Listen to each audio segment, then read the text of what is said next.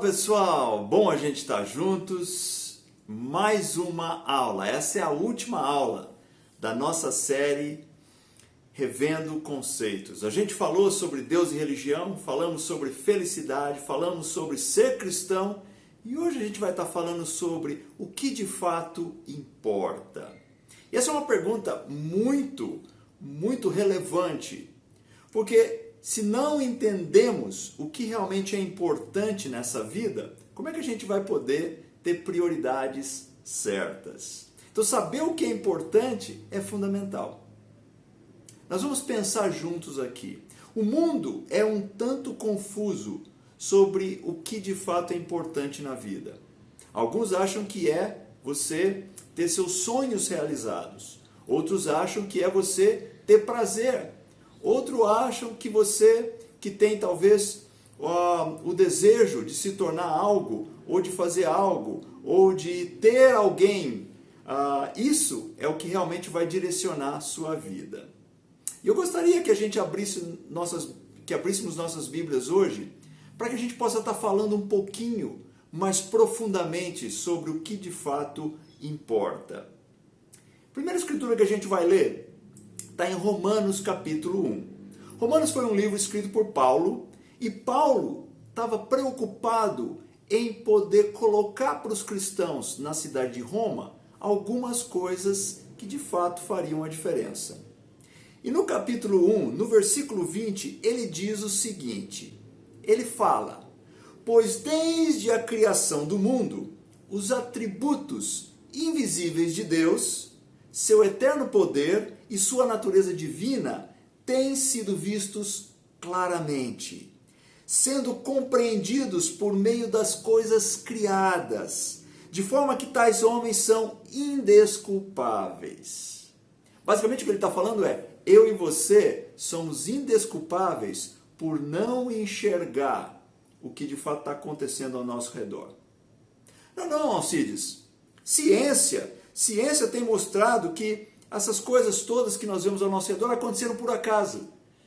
Não, a ciência não tem mostrado que aconteceram por acaso. Eu não sei o que você entende sobre ciência. Eu, na verdade, estou bem envolvido com ciência. Eu estou fazendo o meu doutorado e a gente tem muita preocupação em ter protocolos muito precisos para que a gente possa encontrar a verdade. Ciência não vai atrás do que a maioria quer. Ciência vai atrás da verdade. Se a verdade apontar para Deus, que aponte para Deus. Ciência verdadeira. Se a verdade não apontar para Deus, que não aponte para Deus. Ciência verdadeira. Ciência que já tem uma agenda, não é de fato ciência. E a verdade é que a ciência está muito longe de provar que as coisas aconteceram por acaso. Nós tivemos uma série chamada Verdades Inconvenientes, onde nós lidamos bem detalhadamente sobre algumas dessas questões. E eu aconselho que se você tem algumas questões sobre isso, vai dar uma olhadinha naquela série, que vai estar também no nosso canal aqui do YouTube. Ainda mais porque ciência, ela não vai provar ou desprovar Deus. Ciência, ela está preocupada com o que é verdadeiro. Imagine se eu chegasse aqui para você hoje e falasse o seguinte, olha, o seu sistema operacional do seu computador, seja ele Windows, Macintosh, Linux, seja lá o que você usar, ele foi se autocriando aos poucos, começou com alguma coisa pequenininha, e ele foi se autocriando aos poucos, e de repente, esse sistema operacional, aconteceu, podendo fazer todas essas funções que o seu sistema operacional faz. Todas as diferentes funções que você tem aí no seu Windows, ou no seu Macintosh, ou no seu Linux. Você olharia para mim e falaria, Alcides, que isso? Você está sonhando? De onde vem essa sua ideia? Mas basicamente é isso que a gente está falando quando a gente simplesmente olha para o universo, com toda a sua complexidade, e simplesmente falamos, aconteceu por acaso. Muitas vezes isso é conveniente para falarmos. Por quê? Porque não nos força a ter que olhar mais profundamente para as implicações de se haver um Criador por trás de tudo isso. Nosso universo, o corpo humano, são infinitamente mais complexos do que Windows, do que Macintosh, do que Linux. Eles não apareceram do nada. Eles não foram se criando aos poucos ao acaso. Você olharia para mim e falaria que eu era ridículo se eu simplesmente achasse que essas coisas aconteceram por acaso, no caso do seu sistema operacional. Será que não é ridículo simplesmente olharmos ao nosso redor e achar que aconteceram por acaso? No universo, a concepção de uma vida, o crescimento de uma planta a partir de uma semente, as características específicas de cada animal, as condições climáticas para que a vida aconteça na Terra, isso tudo tem sido planejado de uma forma cuidadosa pelo Criador. Eu não sei quantos de vocês sabem que um floco de neve, e eu sei que aqui no Brasil isso é um conceito um pouquinho distante para nós, porque nós não temos neve aqui, mas um floco de neve, se você pegar um floco de neve intacto, você colocar no microscópio, você vai ver diferentes formatos, como se fosse uma joia que foi especificamente criada. E cada um desses flocos tem um formato distinto. E você poderia dizer, não, Alcides, mas isso aí a gente explica com a ciência. Eles são formados nas nuvens, né, onde o vapor de água se condensa e são cristalizados em gelo. Né, e à medida que esses cristais crescem, esses padrões emergem. Dá uma olhadinha nessas imagens que a gente tem aqui desses cristais. Uma coisa é você entender o processo, outra coisa é você conseguir reproduzir isso. Olha essa outra imagem de quando o homem tentou reproduzir isso, o que ele conseguiu. Meus amigos, é muito mais complexo e profundo do que simplesmente dizer que aconteceu por acaso. Mas, Alcides, por que você está dizendo isso? Porque quando nós dizemos isso, nós temos que começar a lidar com coisas que verdadeiramente importam nessa vida. Em Salmos, no capítulo 19, começando no versículo 1, diz assim: os céus declaram a glória de Deus. O firmamento proclama a obra de suas mãos. Um dia fala disso a outro dia. Uma noite o revela a outra noite. Sem discurso, nem palavras, não se ouve a sua voz, mas a sua voz ressoa por toda a terra e as suas palavras até os confins do mundo. Ele está falando aqui, o salmista, que, olha, Deus está falando comigo e com você, através da criação, mesmo que não tenha som muitas vezes de uma voz humana. Em Isaías, capítulo 40, no versículo 26, está escrito: ergam os olhos e olhem para as alturas. Quem criou tudo isso? Aquele que põe em marcha cada estrela do seu exército celestial e a todas chama pelo nome. Tão grande é o seu poder e tão imensa a sua força, que nenhuma delas deixa de comparecer. A questão não é se ele existe. A questão é se nós vamos dar ouvidos a ele. E o que é que Deus fala? Romanos capítulo 1, continuando, no versículo 22, Paulo diz o seguinte: dizendo-se sábios, tornaram-se loucos. Trocaram a glória do Deus imortal por imagens feitas segundo a semelhança do homem mortal, bem como de pássaros, quadrúpedes e répteis.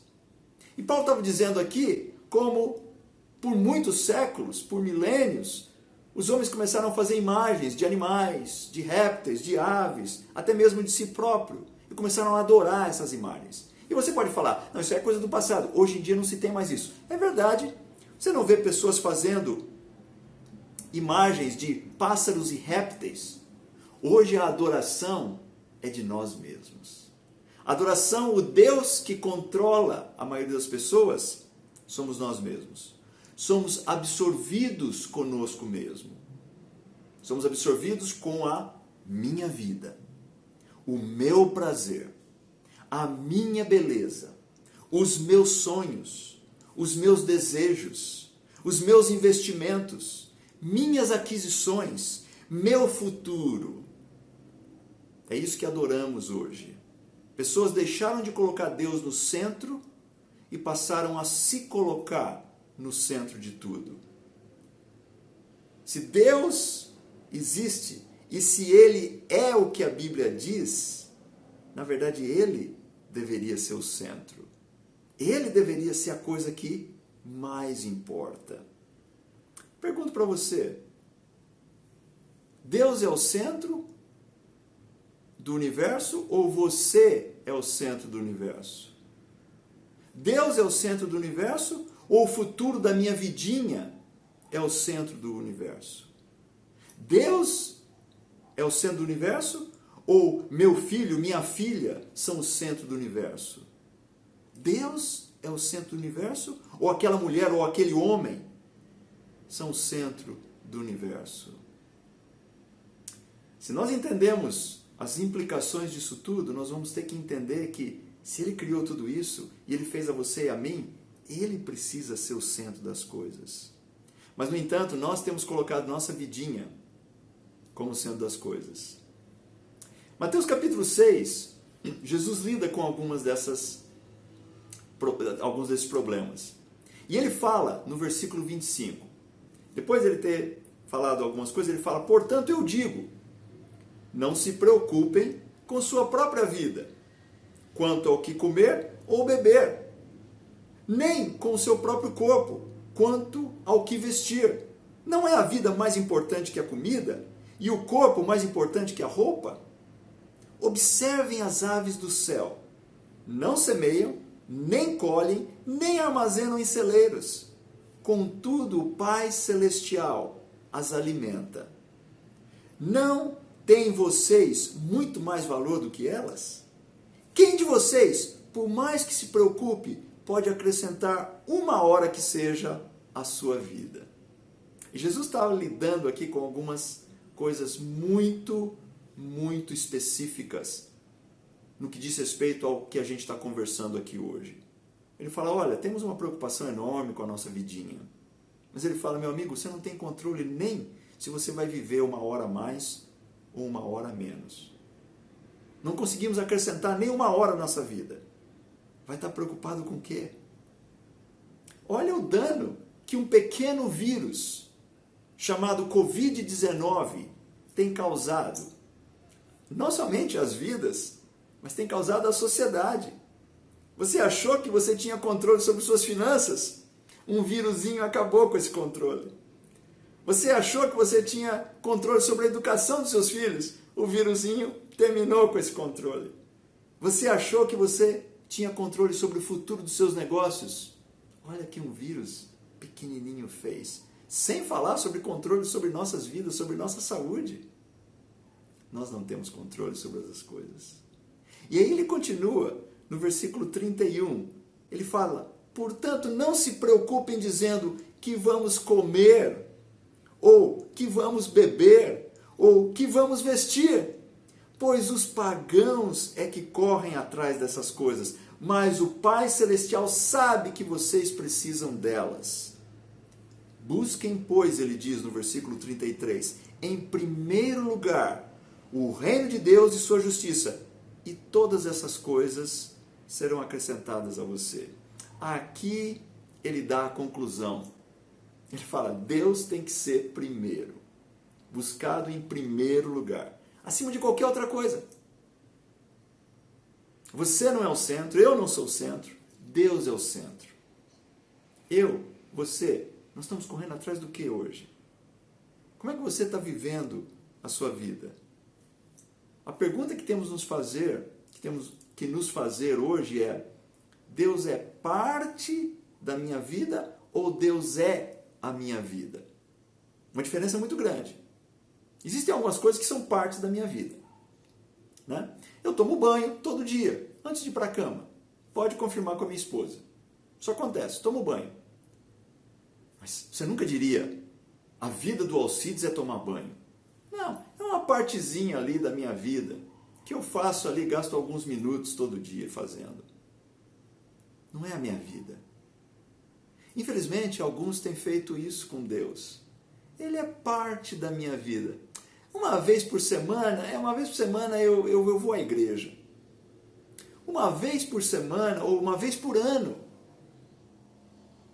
eu deixo de comer um determinado alimento porque é durante uma semana especial. Uma vez por mês, eu faço uma oferta ou eu faço uma boa ação para alguém. E nós colocamos essas coisas relacionadas com o que nós entendemos de Deus e o que Ele deseja de nós como parte de nossas vidas. Mas não colocamos Deus como sendo nossas vidas. Em Mateus 22, no versículo 34, Jesus disse o seguinte: ao ouvirem dizer que Jesus havia deixado os saduceus sem resposta, saduceus eram entre os religiosos e líderes religiosos da época, os fariseus, que também eram líderes religiosos, se reuniram. Um deles, perito na lei, conhecia muito bem a Torá, né, que é o Antigo Testamento, o pôs à prova com essa pergunta: Mestre, qual é o maior mandamento da lei? Versículo 37, respondeu Jesus: ame o Senhor, o seu Deus, de todo o seu coração, de toda a sua alma e de todo o seu entendimento. Este é o primeiro e o maior mandamento. Basicamente o que Jesus estava falando é: isso é o que importa. É o primeiro e o maior. Primeira coisa maior para a minha vida, para a sua vida, foi o que ele respondeu para esses religiosos aqui. Deus tem que ser o centro. Amar de todo o seu coração, de toda a sua alma, do seu entendimento. Muitas pessoas procuram aquele namorado dos sonhos ou aquela namorada fantástica de todo o coração. Eu sei disso. Muitos correm atrás daquele emprego ideal, daquele concurso, como se nada mais existisse em suas vidas. Eu sei como é. Com todo o coração, alguns correm atrás de ter uma aparência boa. Você olha aí nos YouTubes da vida e você vai ver os blogueiros, as blogueiras, em como se obter aquele corpo perfeito. Invisto na plástica, na lipoaspiração, na crioterapia, nos suplementos alimentares. Milhões são gastos anualmente com essas práticas. É o centro da vida de muitas pessoas. Com todo o coração, muitos correm atrás de prazer e de dinheiro. Correm atrás dos negócios. Não, os negócios. Como é que eu sei o que de fato controla a minha vida? É onde eu gasto a minha energia. É onde eu uso o meu tempo. Como é que eu sei se Deus é primeiro ou se Ele não é primeiro? Bom, eu queria perguntar para você. Você separa tempo para estar com Deus diariamente? Diariamente, você separa tempo para estar com Ele?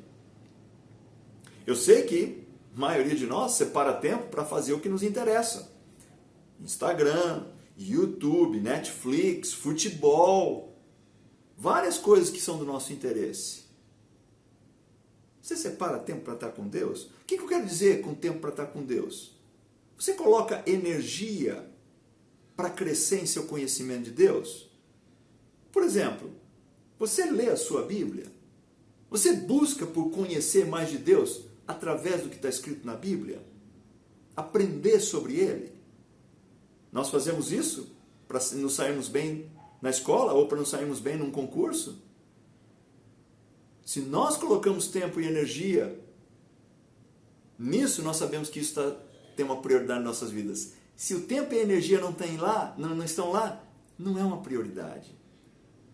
Outra coisa que mostra, você se esforça para mudar as coisas que sabe que não agradam a Deus?